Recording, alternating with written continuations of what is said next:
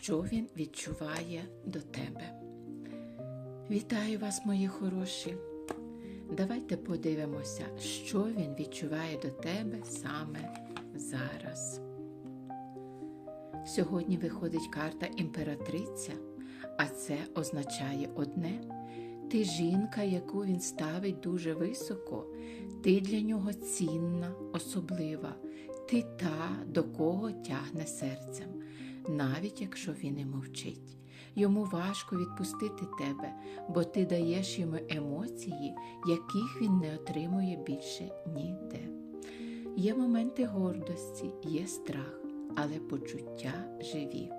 І сьогодні Всесвіт каже тобі: не сумнівайся в собі, ти імператриця, твоя цінність незаперечна. А якщо хочеш подивитися вашу ситуацію глибше, пиши мені.